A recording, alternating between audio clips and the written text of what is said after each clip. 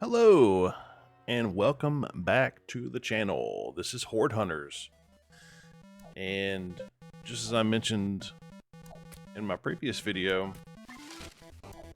instead of just recording live like I normally do and providing commentary live, I chopped this one up a bit. Took a few runs, edited some things together, and we're going to kind of see how that goes with the voiceover. I'm sure I'll do a mix of both, but I've been wanting to edit videos anyways, so this is going to be my first crack at it. It'll probably suck, so just go ahead and expect that.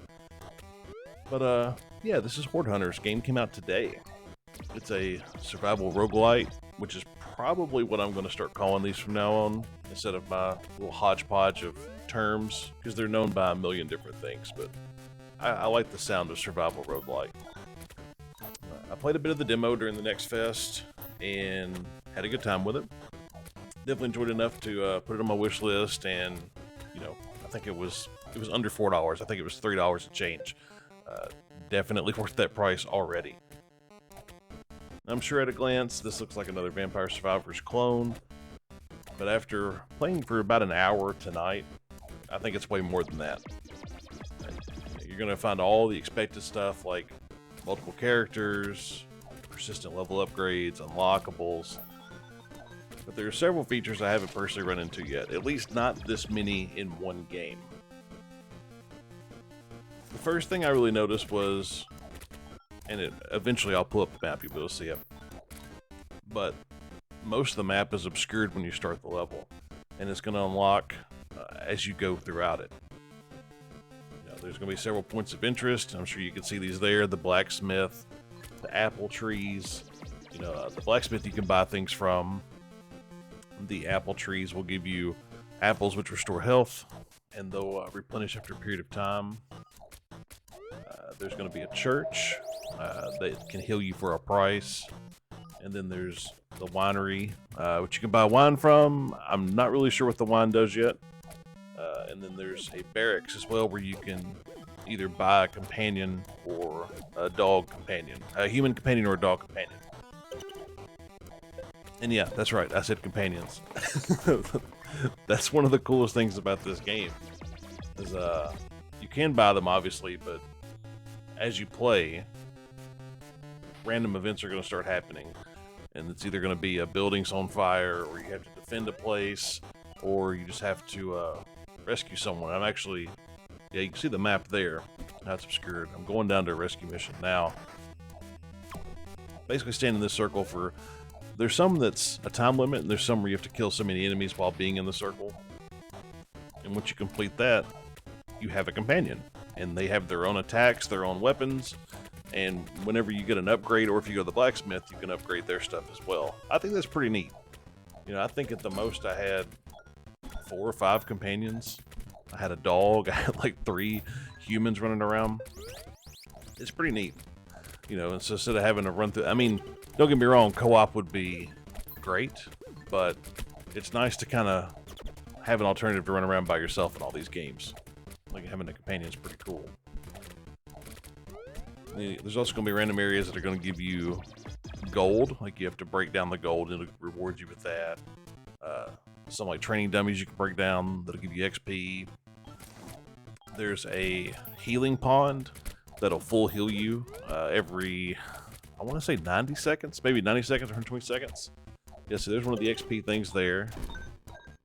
You got supplies down there, which typically give you a consumable, which you can see on the bottom right down there. The bandit camp, if you stand within that circle, it gives you more gold, I believe.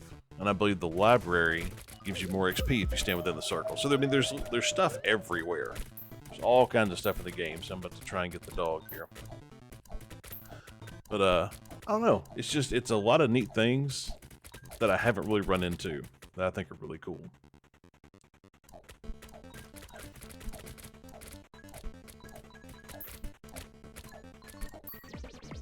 See if I make it to the dog.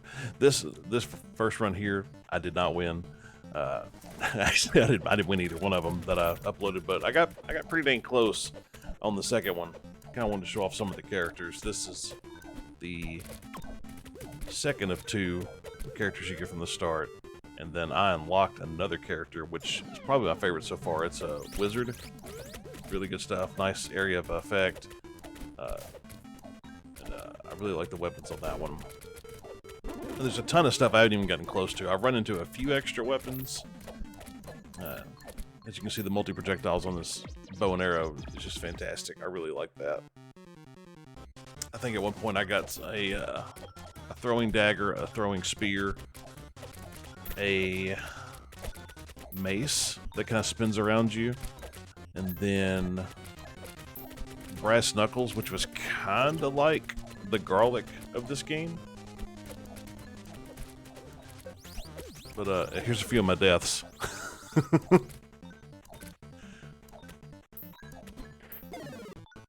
No good. Yeah, there's the brass knuckles there.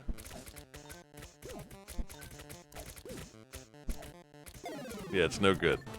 No good at all.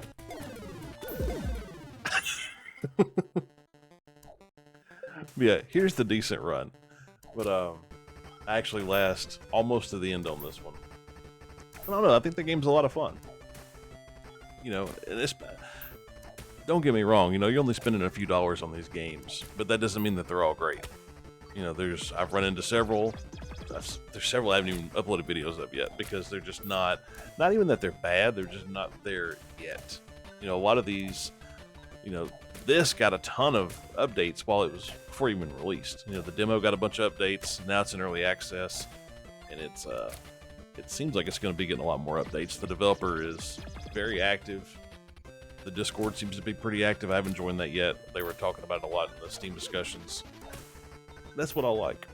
You know, we kind of live in an age, and this is the whole thing about my channel. There are some, you know, AAA and AA games I like. You know, Atomic Heart, I guess.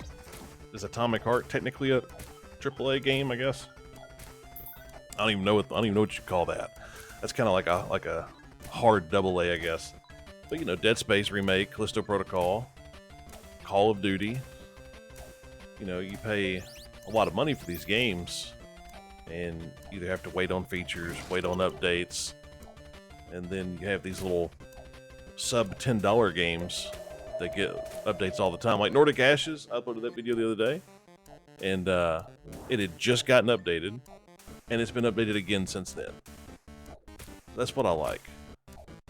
You know, give me persistent updates, and not every game's going to have that. You know, Robot Resistors is one that I really enjoy. I would like to have some more updates on that. I'm really hoping that more come out. What's the other one? Super Total Carnage. Last I looked about that game, it got delisted from Steam because there was a copyright dispute. Or not, maybe not copyright, there was an allegation for something. It was either something got ripped off an asset or some type of copyright thing. So last I saw, you could even buy that game on Steam at the moment. So you never know. I'm hopeful that this one works out well. It definitely seems like it will. And I think it has enough interesting additions that hopefully it'll catch on. People will play it and like it. Because that's the key, right? You know, if people aren't buying the game, the developer's probably not going to keep adding stuff to it. But I'll definitely be playing more of it in the future. I just kind of wanted to get at least 2 decent runs, or really just 1 decent run on here, so I could test the editing. Yeah, but let me know what you think. Now, this will be the first video like this that I've had. It really didn't take too long to get everything kind of cut up and do the voiceover. So if these types of videos are more interesting or more engaging, you know, I can definitely work towards something like that. And plus, it's fun. You know, it's admittedly kind of easy. Just hit record and make the video, talk a bit, render it, export it, and then get all the YouTube stuff typed in there. It's fairly easy, you know, so I don't mind putting forth a little bit of extra work if people enjoy it. So just let me know. That's what the comment section is for.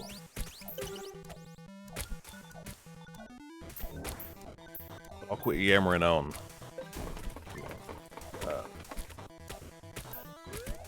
If you do watch some other videos, I did mention in the Nordic Ashes one, which is from this week about the issues I was going through. I won't really say issues. The trouble my brain was causing me. I was getting frustrated and for the most random things too. I seem to have kind of gotten past that, so that's good. Just want to give a little update. I'm not going to be committed again just yet. I think we're kind of on the clear for now. You know, that's what I mentioned though. It comes and goes. I think it's like that for a lot of us. You know, you have your good days, you have your bad days, your weird days, and that day was just kind of weird.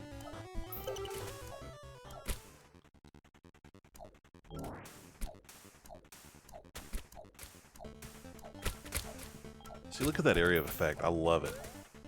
Now this run here, I actually update or upgrade some of their traits, so I get intelligence to a decent point. The interesting thing about this is how they do upgrades. I don't know if there's any weapon evolutions, you know, like the traditional, you know, you fully level up a weapon, you have an additional item like in Vampire Survivors. But what this does is as you get to certain milestones of level, like once you, it'll come up here eventually, but I think once you got to intelligence to 50%, it unlocks an additional projectile on your main weapon. And then as you fully level up weapons, you get extra abilities. So there are things like that. And then at one point, I only saw this once, but there was an item that I couldn't get until I fully leveled up a weapon. Once I fully upgraded a weapon, it was a, I don't remember exactly what it was called. It was like a blood transfusion kit. Basically, every time you killed an enemy, you would leech health off of them. But you had to have a fully upgraded weapon before you could get it. Unfortunately for me, that was on the first upgrade screen that I got, so I obviously couldn't use it there. You know, hopefully I see it again.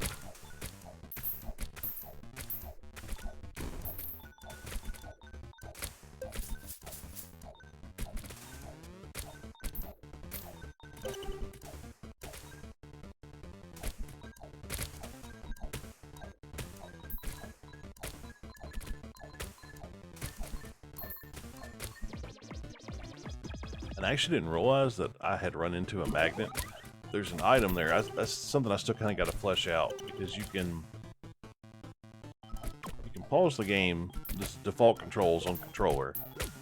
You can pause the game using the left trigger, and then that will allow you to sort through the items on your right with the right trigger. So you can kind of stage what you want to use. And I've got like the chicken there, the cow. Those kind of run around and then, or the cow stands still and then eventually explodes. The chicken runs around, then it explodes. The second one down there, the little yellow body looking thing, that's invincibility for 5 seconds. The clock one underneath that is haste, where you just move fast for 5 seconds. And then the apples, of course, which run around and grab on the apple trees. Those give you a little bit of health. And then the bottom one is a, I think it's called Blizzard. But it's or whirlwind maybe, but it's the ability my character comes with. But I didn't realize I had a magnet type item. I think it was called Black Hole. I hate to keep saying I think. I should have written more of this down. But you know, this is the first try where I'm trying to talk about things while not seeing them as they happen. So bear with me, please. Now there is a upgrade for magnet, and then everything else you can imagine: health, melee damage, range damage, magic damage, and then even stuff like the tower. Which I don't think I touched on the tower. That's one of the circular areas, like you just saw here. But if you stand within the tower circle, it will actually attack other enemies. It'll like shoot at them, and then so you can upgrade like the radius there. So stuff like that.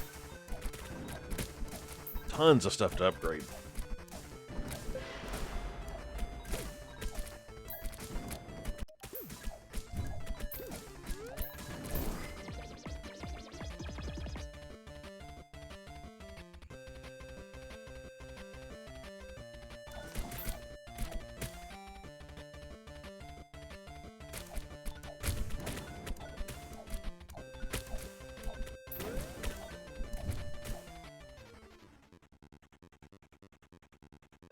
And see, as you can see there, the little dog collar, obviously for the dog. The pitchfork is for the other companions.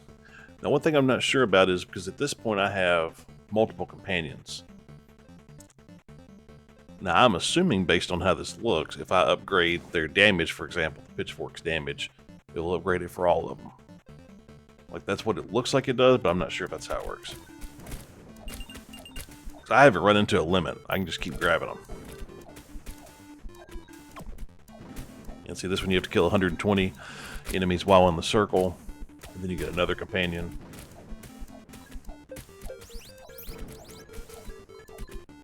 The game's actually pretty tough. It was easiest with this character because you obviously have the massive AoE.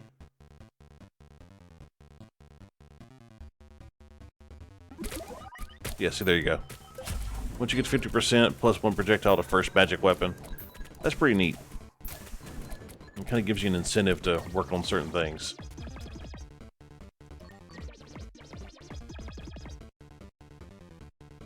I just wish I would have healed a little bit better because I feel like I could have won this run if I'd just been a little bit more careful.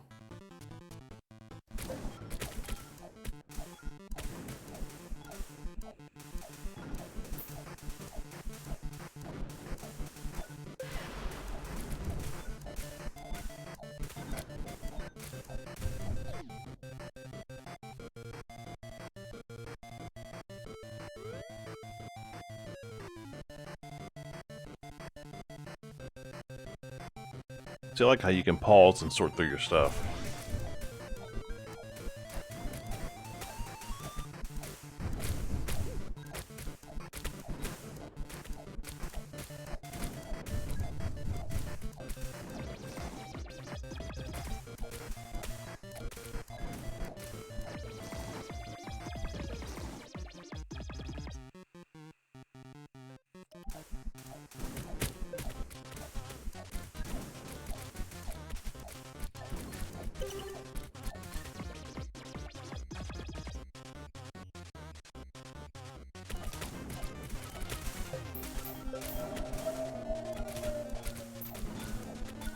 It's just constantly something going on. Which makes the game really fun, but it was just... I don't know. I should have paid more attention to heals. Which I didn't have any heals at the moment.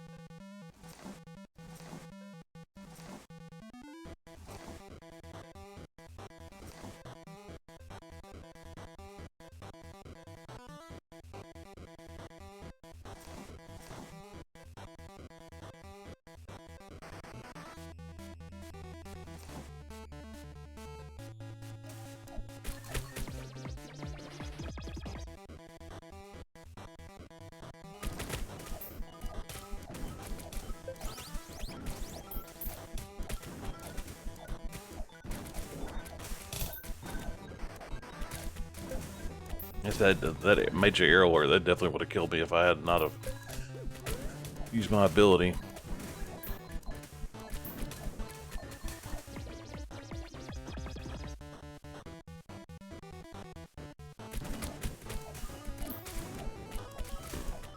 See, that spike ball's got a good range from the beginning. Actually trying to think of what killed me. Yeah, see that black hole there? That's the item, that's the magnet. Oh, I remember what it is. This elite catches up between, and I get a bit overwhelmed.